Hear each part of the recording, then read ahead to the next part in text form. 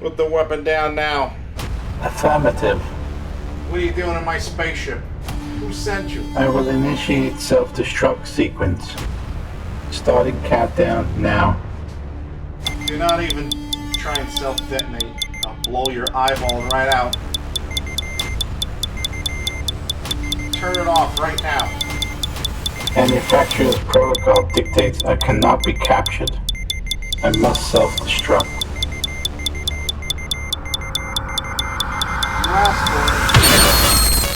Welcome to Wyatt's Wicked Workshop. A280 Rebel Blaster from Return of the Jedi. Pretty easy build. I'm going to show you how I did it. Let's check it out.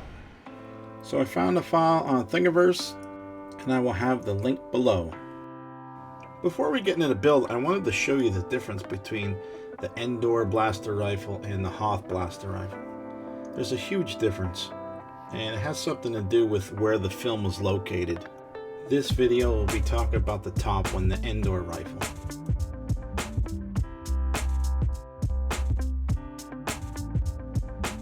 Pretty self-explanatory. Scope front and scope back. Be careful and glue them together. I always like using these clamps to keep everything together.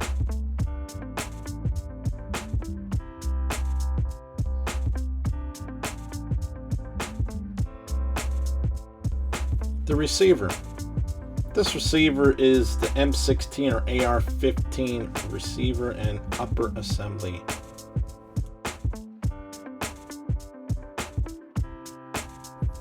The Delta ring. Make sure you put everything together first before gluing. I'm just kind of figuring everything out right here. Putting it together, I had to open up that hole a little bit and cut this down so that way I had a nice clean fit. So make sure it all goes together before gluing.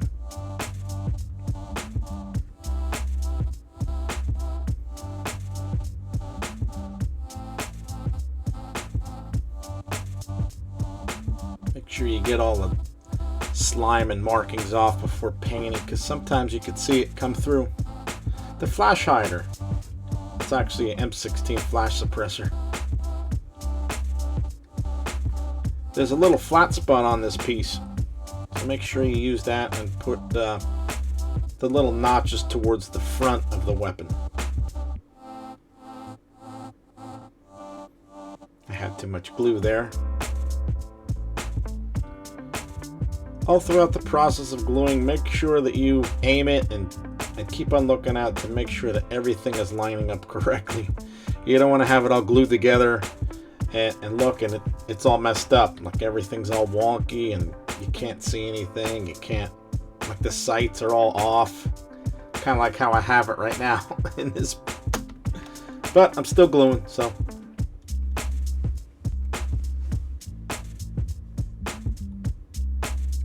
I wanted to mark my upper sights.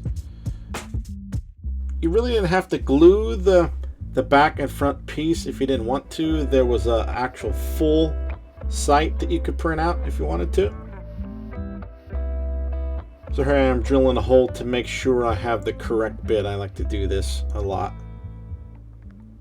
Seemed to be the right one. 3/8 drill bit.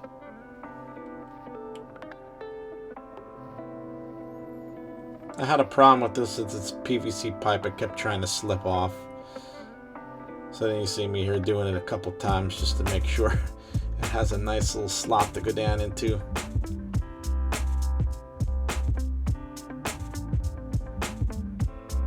Fits like a glove. Barrel adapter and iron sight.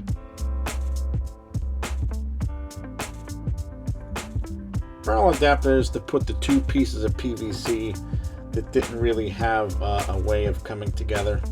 So I still didn't have, I must have had one of the wrong PVCs or something. I just went with everything that I had in my shop. It was close to what I needed. But this barrel adapter, I had to use masking tape along with glue to actually get it to fit nice. Remember, when you glue, make sure you look at everything. Make sure it's all lined up.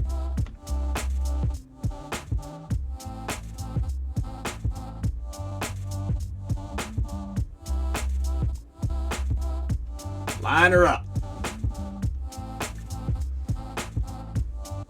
This is the mag block. It's actually an extra magazine that they just put onto it.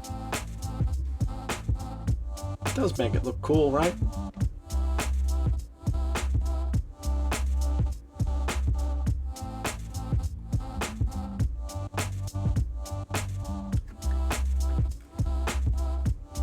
Love using them clamps.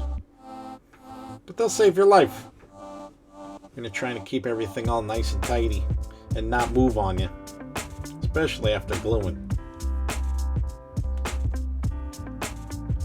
Barrel spacer. There's just a little space piece to put before you put the grip on.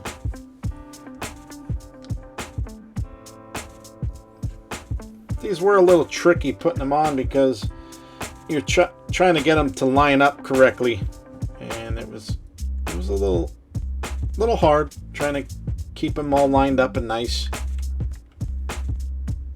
Pump handle. Had to sand a little bit, make sure it super glues nice.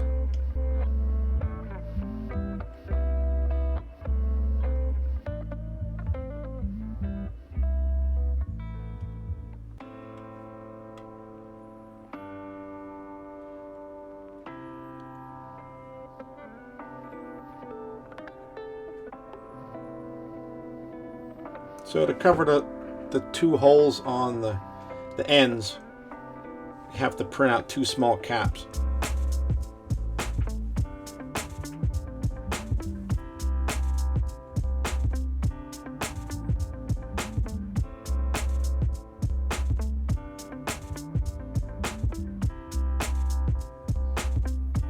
Wow, wow, wow!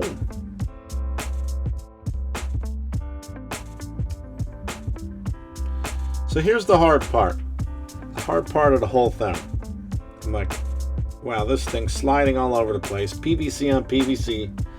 So then I'm like, okay, well, I found something that fit through the front sight, and I was able to put that onto the other sight and clamp it down so that way it wouldn't move left to right. And then I had grabbed another clamp to try and hold it so it wouldn't move the back end left and right. And it really worked out good. Once I finally got it clamped in the right space, you could see me like playing around with it right now. Like, oh, it ain't gonna work, it ain't gonna work, it ain't gonna work. I finally bring it back, and that's where she sits. Don't go too tight if you do it this way. So now to mimic welding or whatever, I just super glue the two together, make sure it doesn't come off. Once I painted it, it really filled that in pretty nicely. It looked good.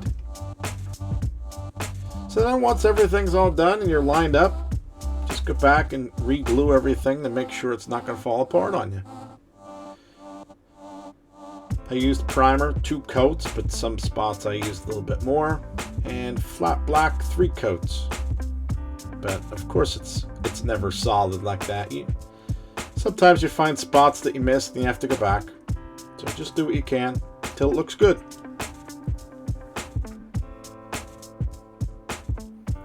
So I decided I was gonna do a little bit extra work on this guy, and I drilled through.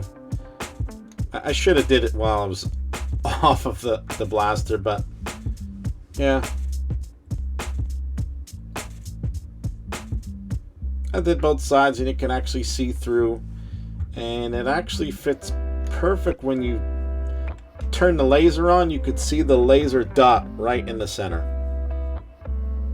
so it worked out. My alignment must have been great. So here I am cutting out some foam. I wanted to cover up a couple things that I didn't feel like messing with. The top part was something, and just to give a little bit more of a nice look.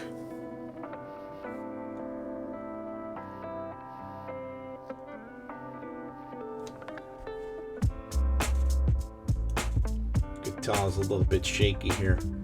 Once you touch the two rubber cements together, it's like, oh man, it's kind of nerve-wracking.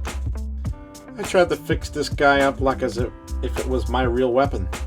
So I wanted to have a little bit of extra cushion in the back. Now this guy here, what's it called? The barrel spacer was kind of ugly from the 3D print, and it would have had to have a lot of extra work done to it. So I just covered it up with foam and made it look nice.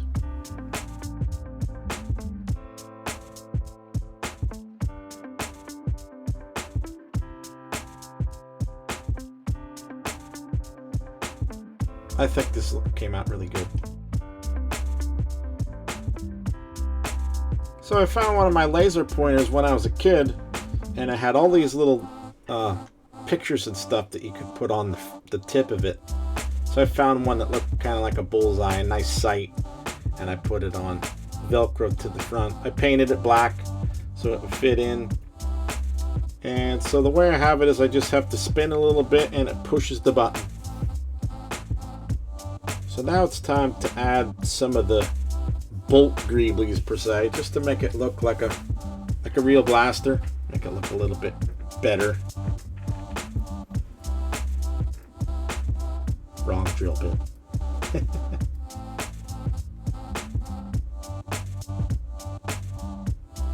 So I like doing that on a piece of scrap wood, just drill it in, see if it fits, or if I need to go a little bit bigger. Perfect. I chose those 4 slots to put them in.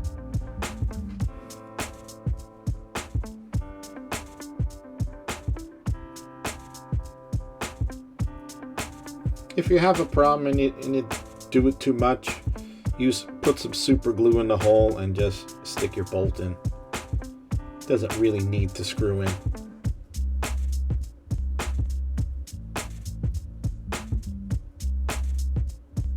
Looks nice. So I wanted to have a strap on it. It gives it that final touch. And I went through and made it all nice. I taped everything up. I glued some things up so that way it wouldn't fall apart. And I tell you what, since I have a larger frame, yeah, it was a pretty big strap. But I bought this kit where you could make it any size you want. It was like a big long roll. I have the link for that down below. Thanks for watching. I'll see you next time.